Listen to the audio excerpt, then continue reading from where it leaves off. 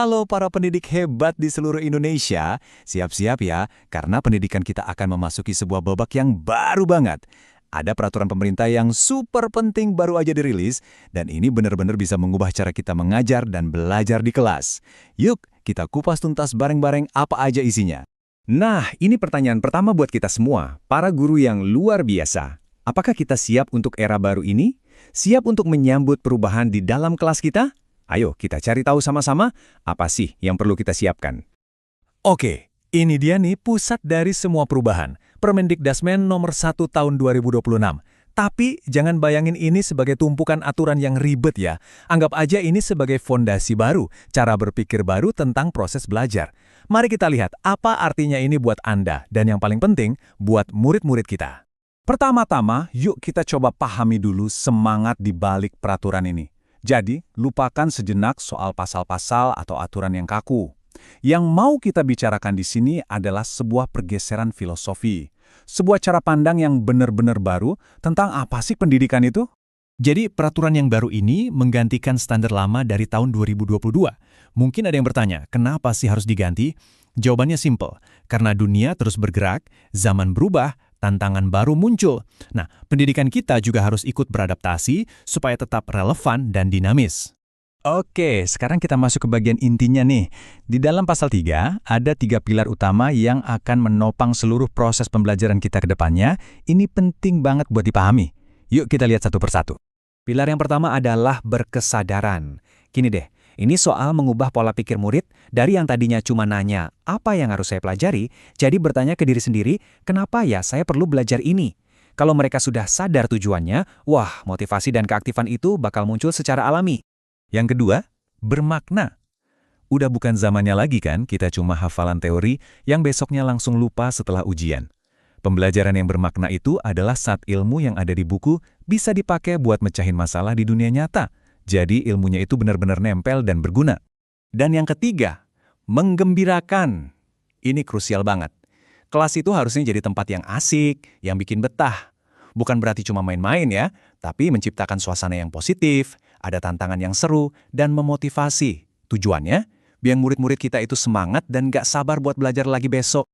Nah, 3 pilar tadi kedengarannya ideal banget kan? Tapi pertanyaannya, gimana caranya membawa konsep-konsep keren ini ke dalam suasana kelas kita sehari-hari? Tenang, peraturan ini juga kasih panduannya kok. Yuk kita lihat langkah-langkah praktisnya. Ada kabar baik nih buat para guru. Bikin RPP sekarang jadi jauh lebih sederhana. Lupakan format yang panjang dan rumit.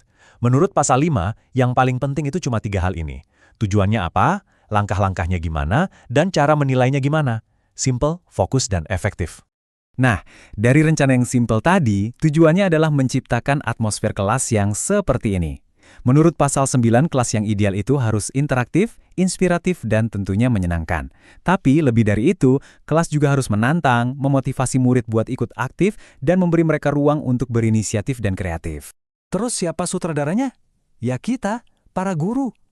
Tapi peran kita sekarang bergeser. Bukan lagi jadi satu-satunya sumber informasi, tapi menjadi 3 hal utama. Kita memberi teladan, kita melakukan pendampingan, dan kita menjadi fasilitator yang membuka jalan bagi murid untuk belajar.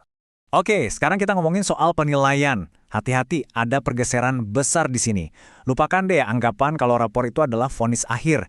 Sambut era baru di mana penilaian itu justru jadi awal dari sebuah siklus untuk jadi lebih baik. Ini dia perubahan cara pandang yang paling mendasar. Penilaian itu bukan lagi garis finish, tapi justru jadi garis start. Start untuk apa? Untuk kita sama-sama berefleksi, mencari tahu apa yang sudah bagus, dan apa yang bisa diperbaiki lagi ke depannya. Dan yang bikin proses refleksi ini jadi kaya banget adalah sumbernya. Lihat deh, umpan balik itu nggak cuma datang dari atas, tapi dari diri kita sendiri, dari rekan sesama guru, dari kepala sekolah, dan bahkan dari murid-murid kita. Ini kan seperti evaluasi 360 derajat yang tujuannya untuk pertumbuhan kita semua.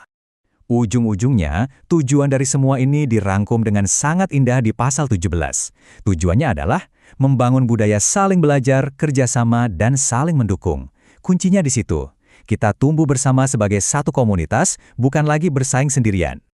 Oke, setelah kita bedah semua detailnya, mari kita tarik kesimpulan. Jadi, apa sih artinya semua ini buat Anda yang setiap hari berdiri di depan kelas? Apa peran kita dalam transformasi pendidikan yang besar ini?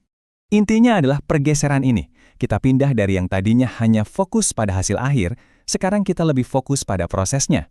Peran kita bergeser dari guru sebagai penceramah menjadi guru sebagai fasilitator. Dan yang terpenting, penilaian bukan lagi ajang penghakiman, tapi jadi momen untuk refleksi bersama. Sebagai penutup, saya mau tinggalkan satu pertanyaan untuk direnungkan. Dari 3 pilar inti tadi, berkesadaran, bermakna, dan menggembirakan, coba deh pilih satu saja. Prinsip mana yang paling ingin Anda coba hidupkan di kelas Anda besok? Ingat, perubahan besar selalu dimulai dari satu langkah kecil. Terima kasih sudah menyimak.